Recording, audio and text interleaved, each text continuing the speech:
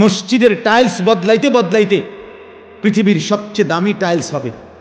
মসজিদের গ্রিল বদলাইতে বদলাইতে আপনার সবচেয়ে দামিটা সব হইল মাসাজিদুহুম আমেরা, মসজিদ হয়েছে ঝকঝকে তকতকে ফকফকে।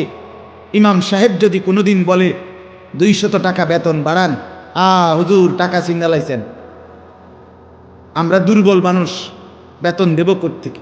অথচ আল্লাহর কসম, এক মসজিদের ইমাম মুয়াজ্জিন এই গোটা মসজিদের সমস্ত কিছুর চাইতে জীবন্ত এই মানুষগুলো হলো সবচেয়ে দামি। উচিত ছিল তাকে কদর, উচিত ছিল তাকে কদর, এটা ইনসাফ ছিল, আপনি তাকে কদর করলেন। কোরআনুল কারীমের মধ্যে আছে অনুরিদু আন নামুন্না আলাল্লাযীনা ইসতুদঈফু ফিল আরদ ওয়া নাজআলুহুম আইম্মা। কোরআনের সরাসরি আয়াত। আল্লাহ তাআলা বলেন এই জমিনে যাদেরকে দুর্বল ভাবা হচ্ছিল আমি আল্লাহ তাদেরকে ইমাম বানিয়ে দিলাম। তোমরা ভেবেছিলে দুর্বল, আমার কাছে তারা ইমাম। কোরআন, তুমি কি ভাবছো বেটা মুয়াজ্জিন দুর্বল না? মুয়াজ্জিন মানে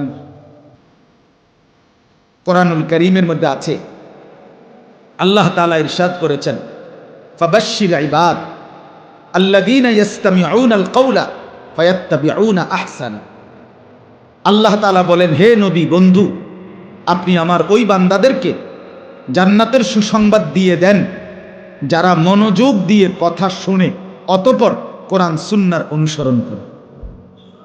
আগে কি করে বলেন? আগে কি করে? না, আমি তো শুনে বলি নাই, আমি যেটা বলছি এটা কর। বলেন যারা কি শুনে? ইস্তামিউন, ইস্তিমা শব্দের অর্থ মনোযোগ দিয়ে শোনা, কান লাগিয়ে শোনা। তাইলে যারা মনোযোগ দিয়ে কথা শুনে ফায়াত্তাবিউনা আহসানা, অতঃপর সর্বোত্তম কথা মানে কোরআন সুন্নাহ এর অনুসরণ করে। আল্লাহ বলেন বন্ধু এদেরকে জান্নাতের সুসংবাদ দিয়ে দেন। উলাইকাল্লাযীনা হাদাহুমুল্লাহ। এরপরে আল্লাহ আরেকটা সুসংবাদ বলছে। আল্লাহ বলে নবী এদেরকে আমি আল্লাহ নিজে হেদায়েত দিয়ে দিলাম। আরো আছে উলাইকা হুম উলুল আলবাব, আর এরাই হচ্ছে বুদ্ধিমান, বিবেকবান, বিচক্ষণ। এই জন্য বাপ আল্লাহর কথা দিল দিয়ে শুনুন। অলসতা, অবহেলা, গাফলতি, খামখেয়ালি, তুচ্ছতাচ্ছিল্য, বুট খাবেন, আল্লাহর কথা শুনবেন, আপনি 200 বছর না 2000 বছর বদলাইতে পারবেন। আমি বন্ধু বললাম, মাঝ বয়সী মুরব্বী চাচা প্রথম কাতারে নামাজ পড়েন, মসজিদে জুমার নামাজের বয়ান করে ইমাম সাহেব, বছরে 52 সপ্তাহ, একদিন 2 দিন না, 1 বছরে 52 সপ্তাহ জিন্দেগি পরিবর্তনের জন্য এই 52 সপ্তাহের ধারাবাহিক ইমাম সাহেবের বয়ানটাই যথেষ্ট ছিল। এটা কোনো দরকারই ছিল না, কিন্তু শুধুমাত্র খামখেয়ালি, গাফলতি, আমরা এলাকার হুজুর, এলাকার হুজুর, এই এলাকার হুজুর মানে এলাকার হুজুর গেছে, এটা পৌঁছে গেছে এলাকার হুজুর। অনেক মানুষ জিজ্ঞাসা করলে বলে যে আসরের পরে কে বয়ান? হুজুর এলাকার হুজুর টুজুররা কিছু কই, মানে এটা একটা অবজ্ঞা করে বল। আশ্চর্য কথা, এলাকার হুজুর বলতে উনি আপনার বাপ, উনি সাধারণ। তাই আমি তো নিশ্চয়ই নাজমুল ভাই উনি না জাপান থেকে আসছে, আমি তো আসছি সাঁদের দেশ থেকে, ঠিক না? হ্যাঁ, প্রধান বক্তা না, আমি কেন এলাকার থেকে? আমরা এলাকার তো আমরা এলাকার হুজুর গেছে, আমি তো আসছি মঙ্গল গ্রহ থেকে সরাসরি ফ্লাইটে। তো তাইলে আমি তো এলাকা থেকেই আসছি, কথা বলেন না কেন? আমি এলাকা থেকে আসি নাই, এটা আবার তাহলে অসুবিধা কি? এটা সম্পূর্ণ আমাদের বরবাদির একটা মূল কারণ। আমরা জীবন পরিবর্তন চাই না। যদি চাইতাম খোদার কসম নিজ নিজ মসজিদের ইমাম সাহেবদের জুমার বয়ান থেকেই পরিবর্তন হতো। যদি বলেন আপনাদের ইমাম উপযুক্ত না, তাহলে আপনি অনুপযুক্ত ইমাম রাখলেন কেন? আর উপযুক্ত হলে শুনবেন না কেন? কথা বলেন না কেন? অনুপযুক্ত হলে রাখলেন কেন? অনুপযুক্তকে রাখলেন কেন? ডাইরেক্ট আইসা বলে হুজুর 4-5 টাকার ভিতরে হুজুর। আমি কত সময় জিজ্ঞাসি আপনি এটা কিভাবে ধরছেন? হুজুর ওজন করে ধরছেন না মজুরি ধরছেন? মানে কেমনে মিলাইছেন যে 4-5 টাকার ভিতরে একজন হুজুর, মনে করেন একজন হুজুরের ওজন যদি হয় 60 কেজি, প্রতি কেজির দাম ধরছেন কত, দইরা আপনি 4,000 কেমনে মিলাইছেন যেটা আমনে পান? এটা কি কথা? 4-5 টাকার হুজুর যে উজু করে নামাজ পড়াইল খামখেয়াল। মসজিদের টাইলস বদলাইতে বদলাইতে পৃথিবীর সবচেয়ে দামি টাইলস হবে। মসজিদের গ্রিল বদলাইতে বদলাইতে আপনার সবচেয়ে দামিটা সব হইল মাসাজিদুহুম আমেরা, মসজিদ হয়েছে ঝকঝকে তকতকে ফকফকে। ইমাম সাহেব যদি কোনোদিন বলে 200 টাকা বেতন বাড়ান, হুজুর টাকা চিন্নালাইছেন, আমরা দুর্বল মানুষ, বেতন দেব কোত্থেকে? অথচ আল্লাহর কসম, এক মসজিদের ইমাম মুয়াজ্জিন এই গোটা মসজিদের সমস্ত কিছুর চাইতে জীবন্ত এই মানুষগুলো হলো সবচেয়ে দামি। উচিত ছিল তাকে পাবো, উচিত ছিল তাকে পাবো, এটা ইনসাফ ছিল। আপনি তাকে কদর করলেন। কোরআন কারীমের মধ্যে আছে অনুরিদু আন নামুন্না আলাল লাযীনা ইসতুদঈফু ফিল আরদ ওয়া নাজআলুহুম আইম্মা। কোরআনের সরাসরি আয়াত। আল্লাহ তাআলা বলেন এই জমিনে যাদেরকে দুর্বল ভাবা হচ্ছিল আমি আল্লাহ তাদেরকে ইমাম বানিয়ে দিলাম। তোমরা ভেবেছিলে দুর্বল, আমার কাছে তারা ইমাম।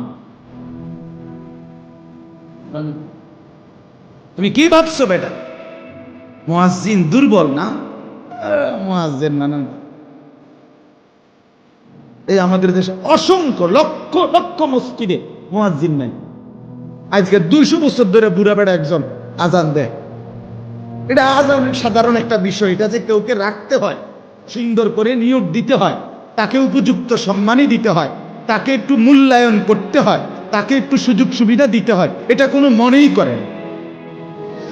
এই আজ 75 বছর উনার বয়স, 83 বছর উনার বয়স, ওই বেড়ারে দিয়ে রাখছে আজান দিতে। বেড়া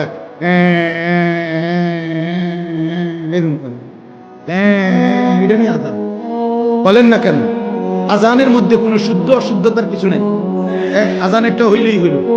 একামতের মধ্যে কোনো শুদ্ধ অশুদ্ধতার কিছু নেই, এটা একটা হইলেই হইল নাকি? বলেন আপনি। এই জন্য আমার কথা সাফ, অনুপযুক্তকে রাখবেন কেন? উপযুক্তকে মূল্যায়ন করবেন না কেন? কথা বলেন না কেন? অনুপযুক্তকে রাখলেন কেন আর উপযুক্তকে মূল্যায়ন করলেন না কেন? ইনসাফ করেন। এই জন্য বাপ, আমার প্রথম কথা হলো এটা, আমি প্রতিদিন বলি, শুধু আমার একজনের ওয়াজের জন্য বলি নাই, সবার জন্য, সবসময়ের জন্য বলছি। আল্লাহর কথা, প্রত্যেকটা কথা মনোযোগ দিয়ে শুনতে হয়, কসম আল্লাহ, তাইলে ধীরে ধীরে জিন্দেগি বদলা। যুবক ভাই তাহলে বদলা। পিছনে বসে অসংখ্য যুবক মসজিদে, বারান্দায়, বাহিরে, দোতলা, 3 তলায় চিল্লা চিল্লি, হই হুল্লুর, ধাক্কা ধাক্কি, হুড়া হুড়ি, হাত ফাও দৈরাও তারারে থামানো যায় না। আরে কি আশ্চর্য! আরে তুই মুসলমানের বাচ্চা না, তুই এরকম চিল্লাও কেন? সে জানে ইমাম সাহেব যেগুলো বলতেছে এগুলো কোনো আমার চাপটা না। হ্যাঁ, মূল কারণ এটা কোনো আমার বিষয় না, এটা আমার জন্য কিছু বলছে না, এটা বলছে ওনার চাকরির, উনি শূন্য উড়ায় যাবে এগুলো বলে দিচ্ছে। এই কারণে 12 বছর, 14 বছর, 16 বছরের ছেলেটা এই পরিমাণ চিৎকার চেঁচামেচি করে মসজিদে।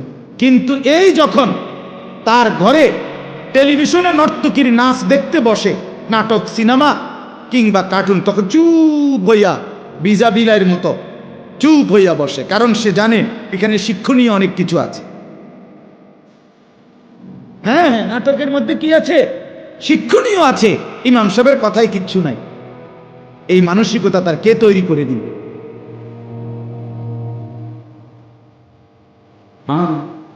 কে তৈরি করে দিল? মা তাকে শেখালো না কেন? বাবা তাকে শেখালো না কেন? আমি শুধু বুঝার জন্য বলছি। আজকে আমি আমার 2 বছরের মেয়ে আছে, আমি আজকে তার ঠান্ডা লাগছে, ডাক্তারের কাছে নিয়ে গেছি। আমার বাচ্চা আলহামদুলিল্লাহ আল্লাহর দয়া যতবারই বের হয় এটা বলেই মুখে হিজাব হিজাব হিজাবটা মানে হিজাব লাগাই দিত।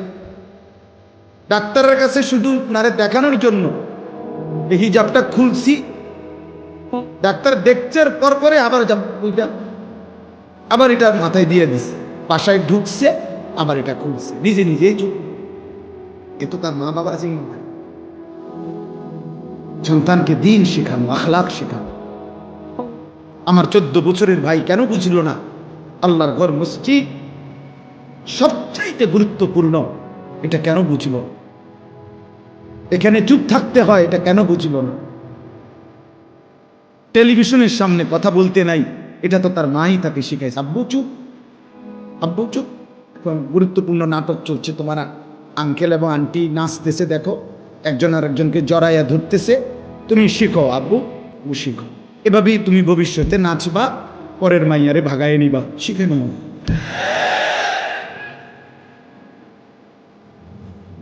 এই জন্য আল্লাহ নবী সাল্লাল্লাহু আলাইহি ওয়াসাল্লাম ইরশাদ করেছেন, মা মিন মাউলুদিন ইল্লা ইউলাদু আলা ফিতরাতিন।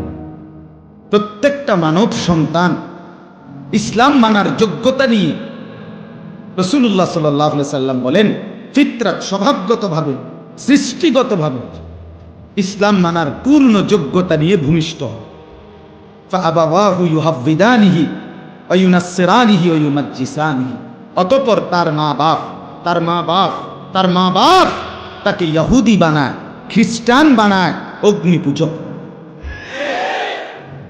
আপনাদের যাদের ঘরে গত 20 বছর ধরে রঙিন টেলিভিশন চলতেছে, নাচ গান নর্তকীর ছবি, জিনা ব্যভিচারের দৃশ্য প্রতিদিন আপনাদের বউ আপনাদের ছেলে মেয়ে আপনার ঘরে বসে দেখতেছে। আপনি বিদ্যুৎ বিল দেন, আপনি ডিশের বিল দেন, আপনি এই 70, 80, 90 হাজার টাকার রঙিন টেলিভিশনটা আপনি অত্যাধুনিক কিনে আনছেন। অতঃপর আপনার বউ বাচ্চার জন্য আপনি মেনে নিছেন, স্বীকৃতি দিছেন যে তাদের জন্য এই নাচ গান, অসভ্যতা, অশ্লীলতা, বেহায়াপনা, নর্তকীর ছবি, হিন্দি সিরিয়াল, জিনা ব্যভিচারের দৃশ্য দেখা আপনার চোখের সামনে, আপনার জানা শোনা আপনার ঘরে বসে দেখে, আল্লাহর কসম মুসলমান আমি বললাম, আল্লাহর রাসূল সাল্লাল্লাহু আলাইহি ওয়াসাল্লাম বলছেন, যেই পুরুষ, যেই অভিভাবক তার স্ত্রী সন্তানের জন্য নাপাকি, অশ্লীলতা, বেহায়াপনা, অসভ্যতা, গুনাহ মেনে নেয়, স্বীকৃতি দেয়, তাকে বলে দাইয়ুস। দাইয়ুস, দাইয়ুস। রাসূলুল্লাহ বলেছে ওই ব্যক্তির জন্য, দাইয়ুসের জন্য জান্নাত হারাম, হারাম, হারাম। আপনি কেমনে জান্নাতে যান? নবী দেখবে। আপনার লজ্জা কোথায়? আপনার হায়া কোথায়? আপনার ঘরে আপনার উপস্থিতিতে বেঁচে থাকতে আপনার বউ বাচ্চা বছরের পর বছর রঙিন টেলিভিশনে নর্তকীর নাচ আর নাটক, সিনেমা, জিনা ব্যভিচার দেখে আপনি বইয়া বইয়া বন খান, বিড়ি খান, সাদোয়ানে গপ মারেন। হ্যাঁ, রঙিন কথা কন, আপনি রং বেরঙের কথা বলেন।